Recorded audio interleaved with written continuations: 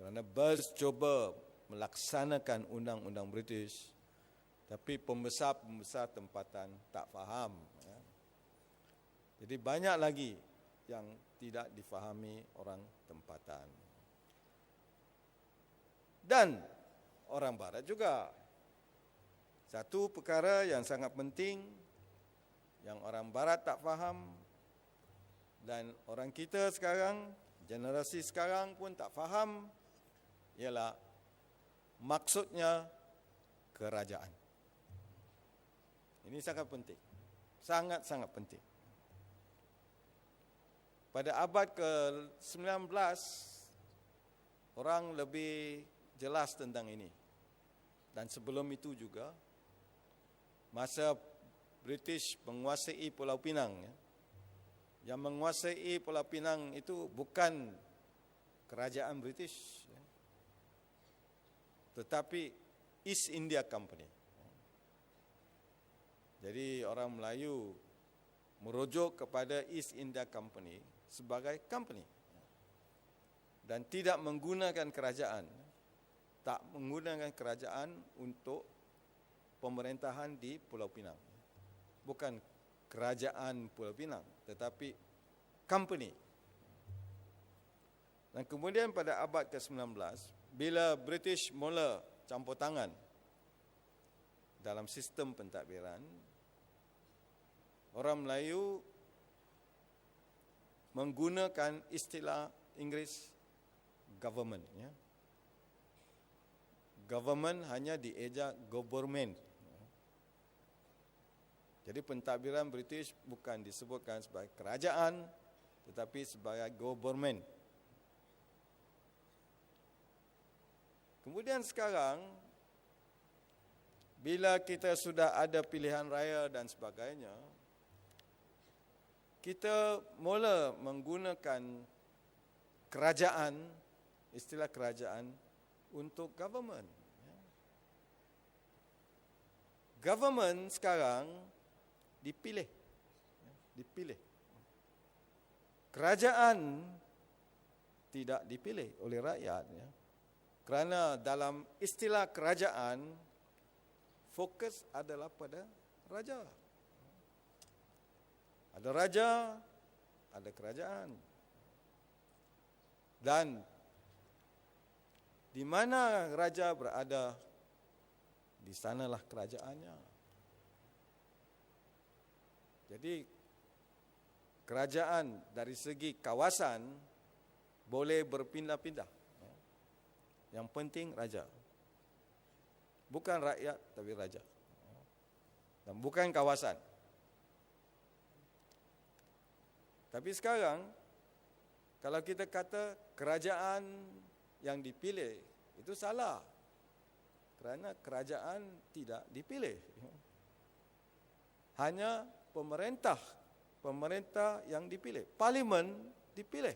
Ahli parlimen dipilih. Dan ahli parlimen kerana dipilih oleh rakyat, patuh kepada rakyat. Raja tidak patuh kepada rakyat. British faham bila mereka tiba di sini bahawa raja sangat penting. Dan kerana ada raja, maka ada kerajaan. Jadi British mula mengadakan tanda tangan atau perjanjian dengan raja, dan mereka datang ke sini bukan dengan menjajah kerajaan Melayu. Jadi kalau kita kata penjajah British itu dari segi undang-undang adalah salah. Sehingga Perang Dunia Kedua, British tidak menjajah kerajaan Melayu. Dan mula daripada 1896, kita ada 9 kerajaan yang berdaulat. Sebelum Perang Dunia Kedua, tidak ada negara yang dipanggil Tanah Melayu. Tapi ada 9 kerajaan. Kedah, Perlis, Kedah dan sebagainya, 9. Dan di setiap kerajaan ada raja dan ada penduduk yang dianggap rakyat raja. Subjects of the rulers. Subjects of the rulers. Bukan semua penduduk di sini adalah subjects of the rulers. Hanya mereka yang sudah lama bermastautin di sini, jadi anak buah pembesar-pembesar, mereka lah menjadi subjects of the rulers. Nah, ini sangat penting. Kerana kemudian bila negeri-negeri Selat menjadi tanah jajahan British.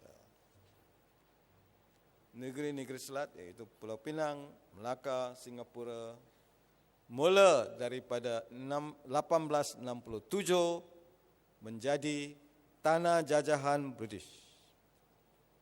Jadi wakil British di sana dipanggil governor. Dan sebagai tanah jajahan British, sesiapa yang lahir di situ menjadi rakyat Britain. British subjects. Mereka adalah British subjects. Dan boleh menuntut hak yang diberikan pada British subjects di mana-mana saja di dunia ini. Tapi mereka bukan rakyat raja. Mereka adalah British subjects. Mereka sudah mula salah faham.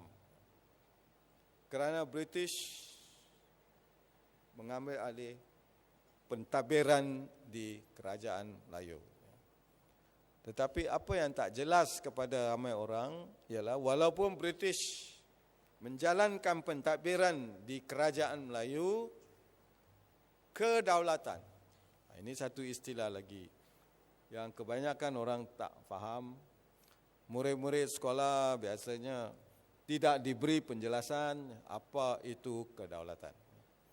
Kedaulatan ini sebenarnya adalah terjemahan daripada istilah Barat atau Inggris yang dipanggil sovereignty. Kedaulatan di sini bukan sebagaimana biasa di istana orang menjerit, ya, daulat tuanku, daulat tuanku, bukan itu. Ya. Kedaulatan itu ialah sovereignty. Sovereignty berarti kewibawaan untuk membuat keputusan yang terakhir. Siapa, maksudnya dari segi undang-undang masa itu, siapa yang mempunyai kewibawaan tertinggi di setiap kerajaan Melayu? Raja. Walaupun British datang sebagai pentadbir, British tak boleh melaksanakan, menguatkuasakan undang-undang tanpa perkenan raja. Perkenan raja itu mesti dengan tanda tangan raja. Jadi selama 1874 hingga Perang Dunia Kedua, British tidak menjajah kerajaan Melayu. Itu sangat penting. Itu yang menjadikan